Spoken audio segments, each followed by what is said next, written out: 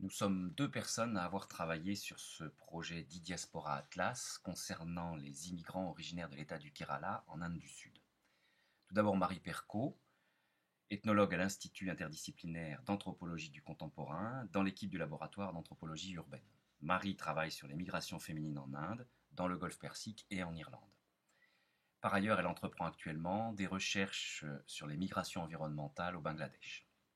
Et moi-même, Philippe Venier, maître de conférences à l'Université de Poitiers et membre du laboratoire Migrinter. Mon travail de recherche porte sur les immigrés kéralais vivant dans les pays du Golfe Persique.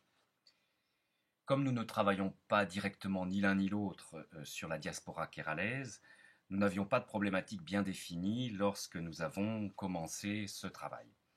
C'est donc dans un esprit très ouvert, avec une démarche vraiment exploratoire, que nous nous sommes lancés dans ce projet.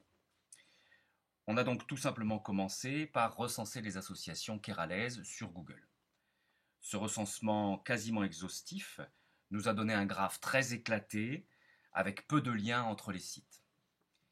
À partir de là, nous avons fait le choix de crawler les quelques associations qui formaient un hub, un petit hub au cœur du graphe, en prenant soin d'écarter bien évidemment tous les liens publicitaires du genre publicité pour un restaurant au Canada ou en Suisse. En ce qui concerne la classification, nous nous sommes limités à deux catégories, une classification des sites par pays et une autre par type de site, par nature de site. La première surprise de ce travail sur les migrants kéralais est que le web ne reflète aucunement leur distribution géographique. 90% des près de 2 millions de Kéralais expatriés vivent dans les pays du Golfe Persique et on ne recense pourtant que 3% des sites sur le web. Leur compétence technique n'est pas remise en question, n'est pas en jeu ici, car les Kéralais du Golfe sont en grande partie des migrants qualifiés à même de construire des sites web.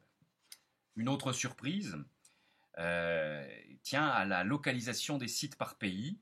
Nous nous sommes étonnés du peu de liens entre eux, et en particulier entre les sites d'Amérique du Nord et ceux de l'Union européenne. Par contraste, on a remarqué l'importance des liens avec le pays d'origine, notamment avec les sites des institutions gouvernementales de l'État du Kerala, mais également de l'État fédéral. D'autres interrogations plus ciblées, en quelque sorte annexes, émergent de ce travail. Tout d'abord, la faible représentation de la Grande-Bretagne, alors que dans notre première recherche sur les associations kéralaises, ce pays représentait près d'un quart des sites associatifs. Et puis également l'existence d'un cluster assez important et bien structuré, centré sur l'Europe germanique, Allemagne, Autriche, Suisse, alors que ce n'est pas une destination privilégiée par les Kéralais, et leur nombre est vraiment peu important.